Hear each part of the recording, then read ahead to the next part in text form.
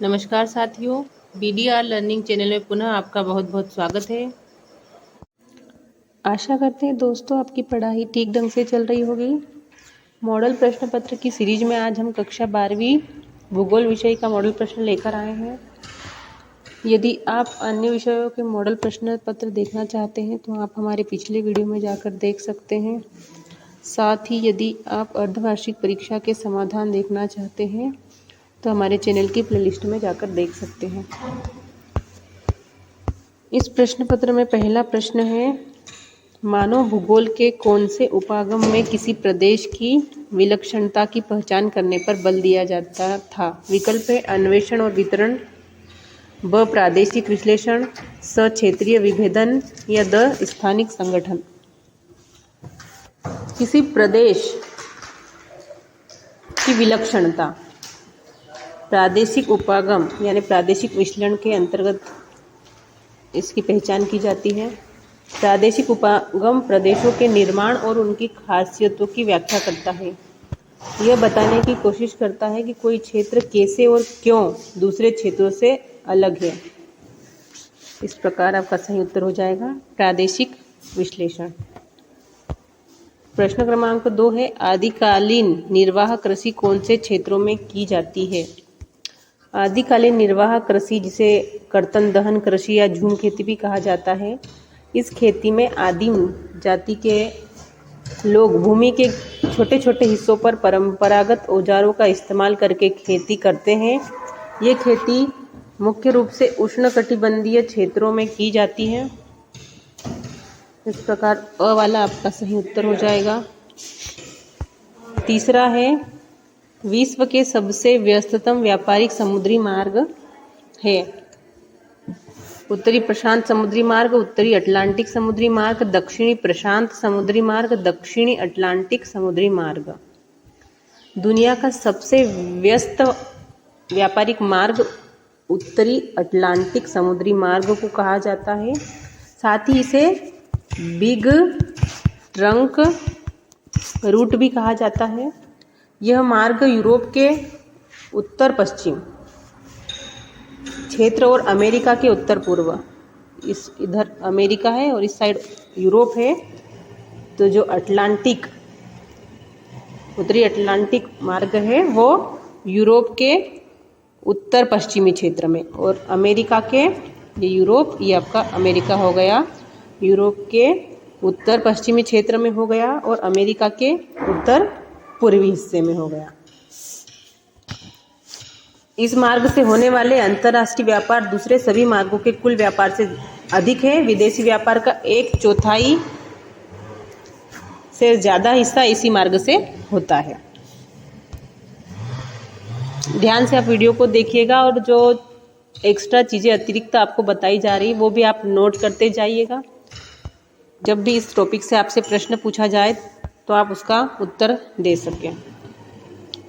प्रश्न क्रमांक 4 है, 2011 की जनगणना के अनुसार भारत की जनसंख्या की वार्षिक वृद्धि दर कितने प्रतिशत रही है। पूछा गया है 2011 की जनगणना के अनुसार भारत की जनसंख्या की वार्षिक वृद्धि दर, यानी कि एक वर्ष में भारत की जनसंख्या कितने प्रतिशत बढ़ जाती है। तो इसका सही उत्तर हो जाएगा 1.64%। 2011 की जनगणना के अनुसार भारत की वार्षिक जनसंख्या वृद्धि दर 1. प्रश्न क्रमांक 5 में पूछा गया है, जनगणना वर्ष 2011 में भारत में नगरीकरण का स्तर कितने प्रतिशत था। नगरीकरण के स्तर का अर्थ होता है कि कितने प्रतिशत भारत में नगर थे उस वर्ष। 2011 की बात हो रही है यहाँ पर, तो इसका सही उत्तर हो जाएगा 31.16%। शहरीकरण का स्तर कुल जनसंख्या में शहरी आबादी के प्रतिशत के रूप में माना जाता है। 2011 में भारत का शहरीकरण का स्तर 31.16% था, जो कि विकसित देशों की तुलना में काफ़ी कम है।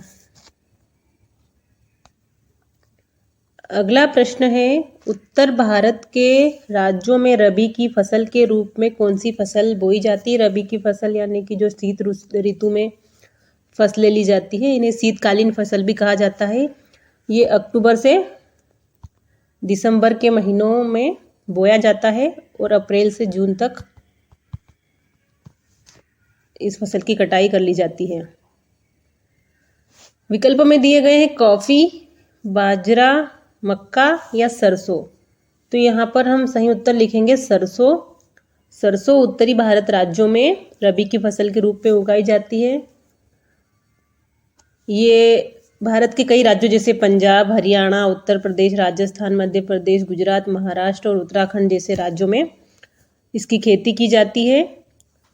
सरसों की फसल को इष्टतम विकास के लिए ठंडे तापमान की आवश्यकता होती है।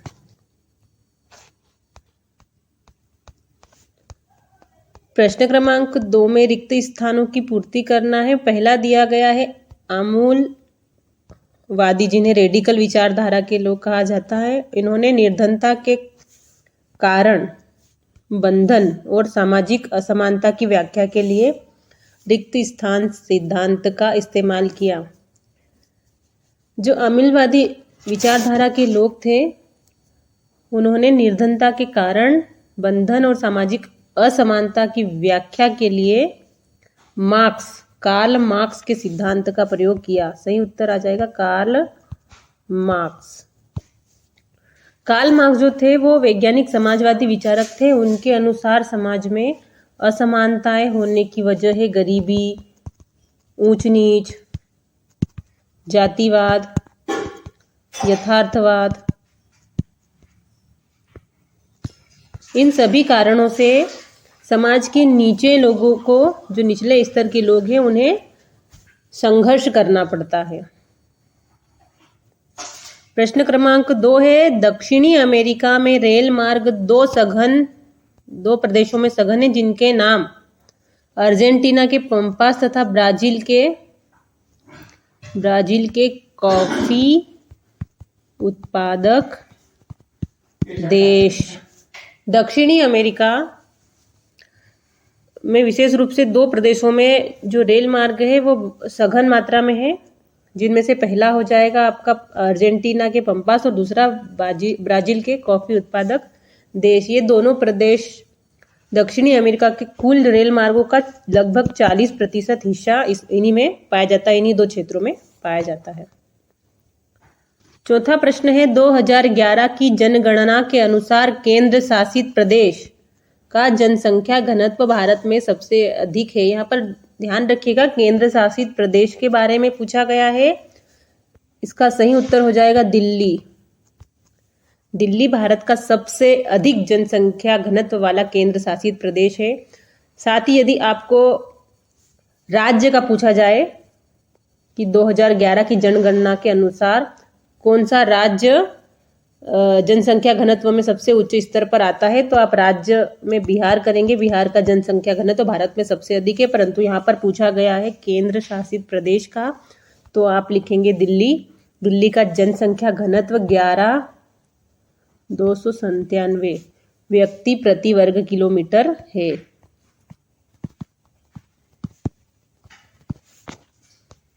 प्रश्न क्रमांक 4 देखेंगे, भारत में नगरों का अभ्युदय किस काल से हुआ? नगरों का उद्गम या अभ्युदय प्रागैतिहासिक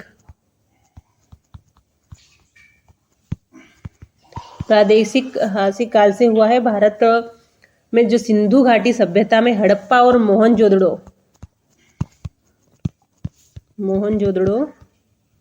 जैसे शहर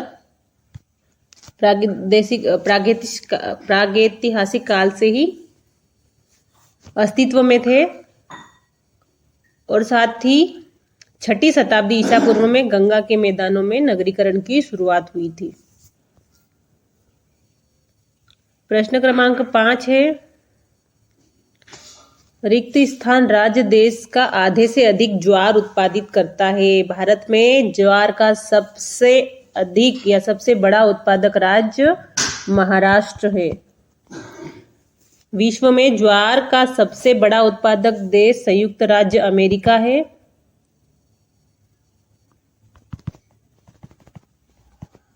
साथ ही सर्वाधिक खाद्यान्न उत्पादन में चीन प्रथम नंबर पर आता है और दूसरे नंबर पर भारत का स्थान है। छठा प्रश्न पूछा गया है, इंदिरा गांधी नहर पंजाब में रिक्त स्थान बांध से निकलती है। इस बांध का नाम है हरिके बैराज इसे कहा जाता है।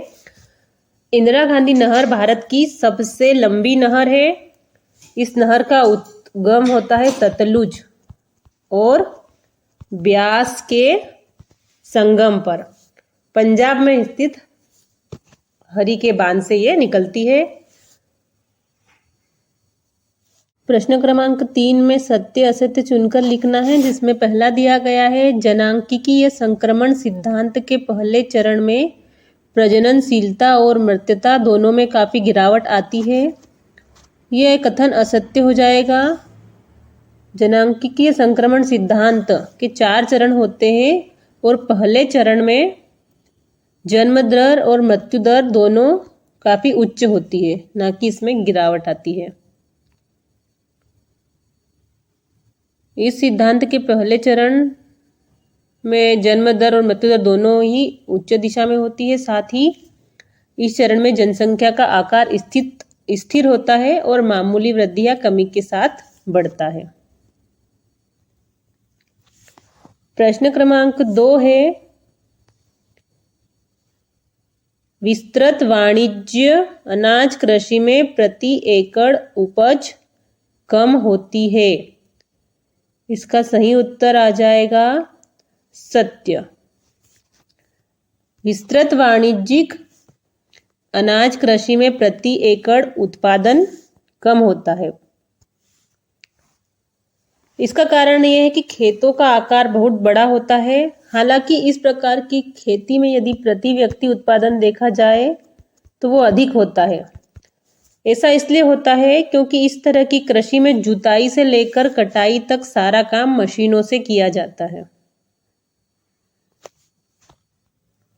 प्रश्न क्रमांक 3 है, राइन नदी जर्मनी और नीदरलैंड से होकर प्रवाहित होती है।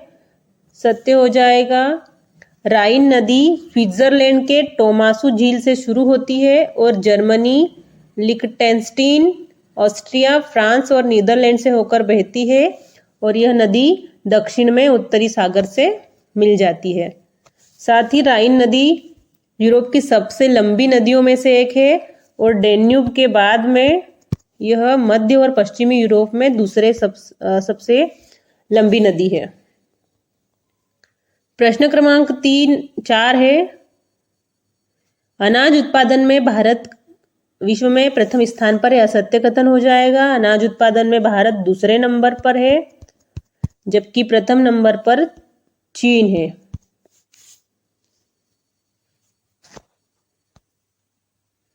पांचवा है, लौह अयस्क के प्रगलन के लिए मैंगनीज एक महत्वपूर्ण कच्चा माल है। बिल्कुल सही सत्य कथन है। मैंगनीज का इस्तेमाल लौह मिश्र धातुओं के निर्माण में किया जाता है। मैंगनीज के भंडार लगभग सभी भूगर्भीय संरचनाओं में पाए जाते हैं, लेकिन ये धारवाड़ प्रणाली में सबसे अधिक मात्रा में पाए जाते हैं। ओडिशा भारत में मैंगनीज का सबसे ज्यादा उत्पादन करने वाला राज्य है। लौह अयस्क से इस्पात बनाने की प्रक्रिया में कच्चे लोहे से अशुद्धियों को निकाला जाता है और इसमें मैंगनीज, निकिल, क्रोमियम और वनाडियम जैसे तत्व मिलाए जाते हैं। अगला प्रश्न है, चेन्नई पत्तन पूर्वी तट पर स्थित सबसे पुराने पत्तनों में से है। सत्य हो जाएगा। चेन्नई बंदरगाह,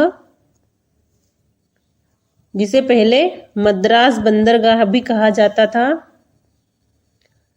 ये मुंबई के नावा शेवा के बाद भारत का दूसरा सबसे बड़ा कंटेनर बंदरगाह है और यह पूर्वी तट का सबसे पुराना कृत्रिम बंदरगाहों में से एक है।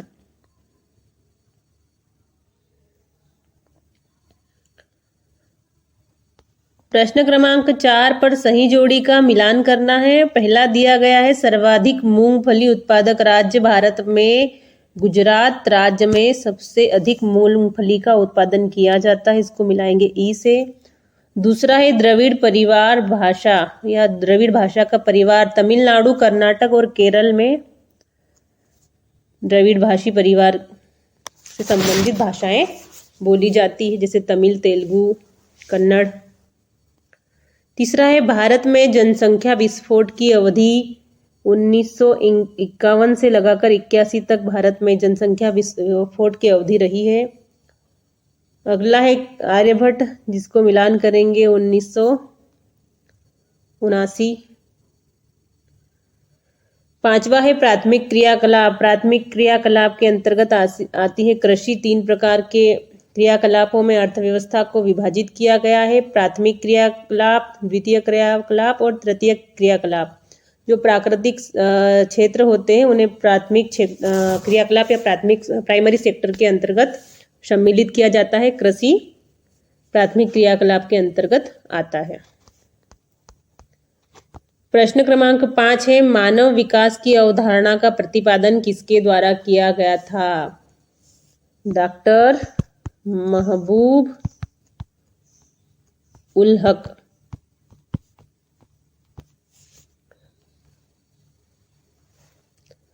इन्होंने 1990 में मानव विकास सूचकांक, जिसे HDI ह्यूमन डेवलपमेंट इंडेक्स भी कहा जाता है, इनके अनुसार विकास का मतलब था लोगों की पसंद को बढ़ाना ताकि वे आत्मसम्मान के साथ लंबा और स्वस्थ जीवन जी सके।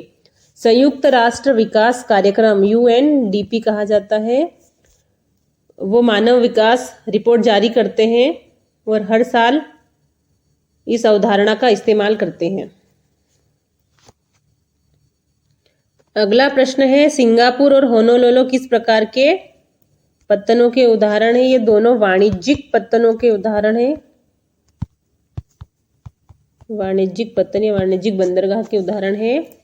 होनोलुलु एवं सिंगापुर अंतरपो पत्तन के केंद्र हैं। यहाँ विभिन्न प्रकार की वस्तुओं निर्यात हेतु लाई जाती है। अगला प्रश्न है भारत में गेहूं के 2 शीर्ष उत्पादक राज्य। भारत में गेहूं के 2 शीर्ष उत्पादक राज्य उत्तर प्रदेश और मध्य प्रदेश है। उत्तर प्रदेश भारत का सबसे बड़ा गेहूं उत्पादक राज्य है।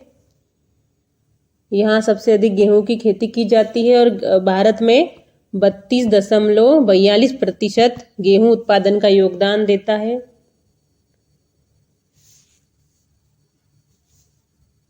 अगर मध्य प्रदेश की बात की जाए तो मध्य प्रदेश 16.08% योगदान देता है। अगर तीसरे नंबर पर पूछा जाए तो पंजाब रहेगा, परंतु यहाँ पर शीर्ष 2 राज्यों के पूछे गए हैं तो आप उत्तर प्रदेश और मध्य प्रदेश लिख सकते हैं। अगला प्रश्न दिया गया है भारत की जनसंख्या किस प्रावस्था में वृद्धि दर अत्यंत निम्न थी?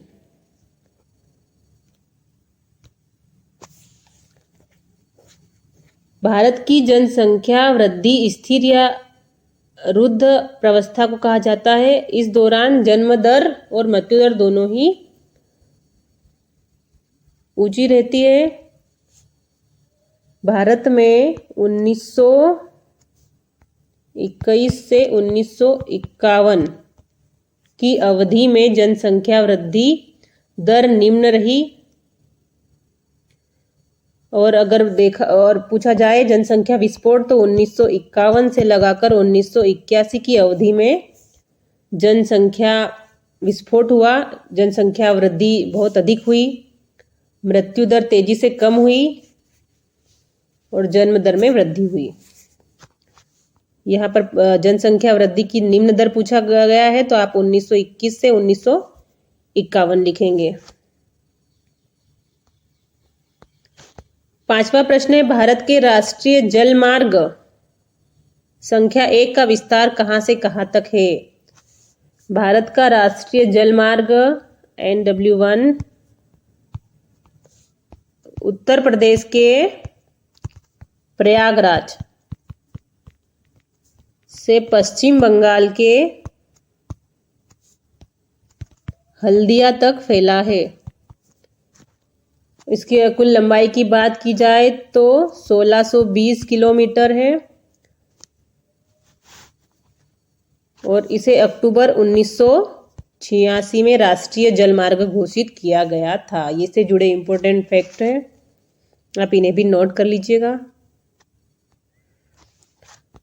प्रश्न क्रमांक 6 से लगाकर आगे के प्रश्न आप वीडियो से देखकर नोट कर सकते हैं। यदि इनके प्रश्न पत्रों के उत्तर भी आप देखना चाहते हैं तो कमेंट बॉक्स में लिखिएगा। इससे वीडियो काफ़ी लंबा हो जाएगा, पर हम प्रयास करेंगे, यदि आपकी डिमांड रही तो इन सभी प्रश्नों के उत्तर भी आपको नोट करवाए जाएंगे और समझाया भी जाएगा। वीडियो यदि आपको अच्छा लगा हो तो वीडियो को लाइक कीजिएगा, अपने सभी दोस्तों तक वीडियो को शेयर कीजिएगा और चैनल को यदि आपने सब्सक्राइब नहीं किया हो तो चैनल को सब्सक्राइब कर लीजिएगा, ताकि आने वाले महत्वपूर्ण वीडियो आप समय पर देख पाए।